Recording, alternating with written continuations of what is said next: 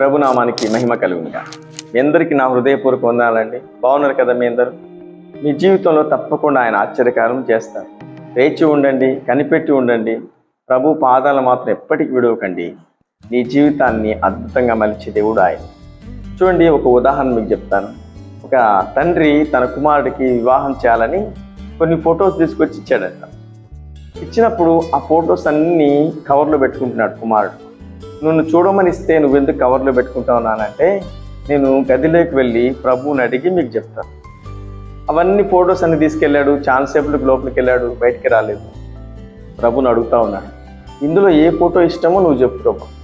నా ఇష్టం కాదు కానీ నాకు నీ ఇష్టం కావాలి. నువ్వు ఏదైతే చెప్తావో నేను అదే చేస్తాను. ఒక మాట మీకు జ్ఞాపకం చేస్తాను. 143వ కీర్తన 10వ వచనం. దేవా నా దేవుడు, నీ చిత్తానుసారంగా ప్రవర్తించుటకు నాకు నేర్పుము. దేవునికి స్తుతి కలుగును గాక. చూడండి, దేవుని చిత్తానుసారంగా మనం చేయాలి కానీ మన ఇష్టం నెరవేర్చుకోకూడదు. ఆయనకి ఏది ఇష్టమో అది నువ్వు చేసినప్పుడు అప్పుడు నీ జీవితం అద్భుతంగా ఉంటుంది, ఆశీర్వాదకరంగా ఉంటుంది, ప్రజలందరికీ ప్రయోజనకరంగా ఉంటుంది. ఇప్పుడు ఈయన ఫొటోస్ అన్నీ పరిచాడంట. ఇందులో ఏ ఫోటో నువ్వు చూపిస్తే నేను ఆ అమ్మాయిని చేసుకుంటాను అన్నీ చూస్తూ ఉన్నాడు. ప్రభు ఒక ఫోటో చూపించాడంట. ఆ ఫోటో చూడడానికి అందంగా లేదు, అమ్మాయి చాలా నల్లగా ఉంది. అది ఆ అమ్మాయిని చేసుకోమని చెప్పాడంట. వెంటనే ఇతని దగ్గర నుంచి సమాధానం ఏమో తెలుసా? వెంటనే ఓకే ప్రభు, నీకు ఇష్టమే నా ఇష్టం అని చెప్పి తీసుకొచ్చి తండ్రికి ఆ ఫోటో ఇచ్చాడంట. ఇస్తే ఏంట్రా ఈ అమ్మాయిని సెలెక్ట్ చేసావు? ఈ అమ్మాయి నల్లగా ఉంది కదా, చూడడానికి బాగోలేదు కదంటే, నీకు నచ్చిందా అని అడిగాడంట. నాకు కాదు, ప్రభువుకు నచ్చింది. ప్రభువుకు నచ్చితే నాకు నచ్చినట్టే వెంటనే ఈ అమ్మాయితో వాళ్ళ తల్లిదండ్రులతో మాట్లాడండి, వివాహం జరిగించని చెప్పాను. వెంటనే తల్లిదండ్రులు వెళ్ళడం, మాట్లాడడం, వివాహం చాలా స్పీడ్గా జరిగిపోయింది. చూడండి, మన ఇష్టం జరగకూడదు. ప్రభువుకి ఏది ఇష్టమో, ప్రభువుకి ఏది ప్రీతికరమో అది జరిగించబడ్డప్పుడు దేవుడు ఆ కుటుంబాన్ని అద్భుతంగా దీవిస్తాడు, అద్భుతంగా ఆశీర్వదించి ముందుకు నడిపిస్తాడు. ఆ అమ్మాయికి వివాహం కాగానే ఒక ఇంటర్వ్యూలోకి వెళ్ళగానే జాబ్ వచ్చేస్తుంది. అద్భుతమైన జాబ్. ఏంటో తెలుసా?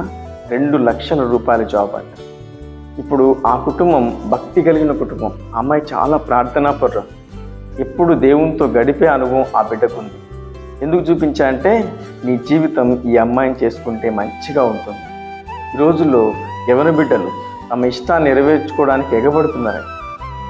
దేవుణ్ణి అడగరు, మందిరానికి వెళ్ళరు, ప్రార్థించరు, ప్రార్థనలో కనిపెట్టరు. వారికి ఏది ఇష్టమో అది చేసేస్తున్నారు. కాబట్టి యవ్వన బిడ్డల జీవితాలు యవ్వనంలోనే నలిగిపోతుంది. వారి జీవితాన్ని వాళ్ళే పొడుచుకుంటున్నారు, వారి జీవితాన్ని వారే నాశనం చేసుకుంటున్నారు. కానీ యవ్వనస్తుడు చూడండి, నీకు ఏది ఇష్టమో అది చెప్పు నాయన, నేను అదే చేస్తానన్నప్పుడు ఈ బిడ్డకు అద్భుతంగా వివాహం జరిగించి, భక్తి కలిగిన అమ్మాయితో వివాహం జరిగించి ముందుకు నడిపించారు. ఈరోజు ఒకటే, ప్రభువుకి ఏది ఇష్టమో అది మీరు చేయండి. మీ కుటుంబం మీదకి ఏ శాపం రాదు, ఏ అనారోగ్యం రాదు, ఏ చీకటికి అమ్ముకోదు. అద్భుతంగా ఆయన వెలుగులో ఆ కుటుంబం నడిపించకూడదు. ఎప్పుడు మనకిష్టం వచ్చినట్టు చేస్తే కాదు, ఆయనకి ఇష్టం ఏదో అది చేయి.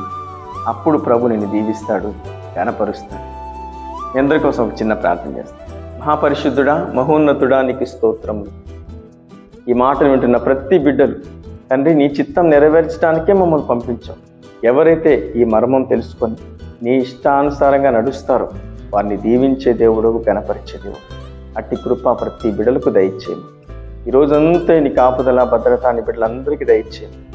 నజరేయుడైన యేసుక్రీస్తు నామములో ప్రార్థిస్తున్నాం పరమ తండ్రి, ఆమేన్. వీడియో చూసిన ప్రతి ఒక్కరు లైక్ చేయండి, షేర్ చేయండి, సబ్స్క్రైబ్ చేయండి. మీకు తెలిసిన వారందరికీ ఈ వాక్యాన్ని పంపించండి. ప్రభు నిన్ను, నీ కుటుంబాన్ని దీవించునుగాక. ఆమేన్.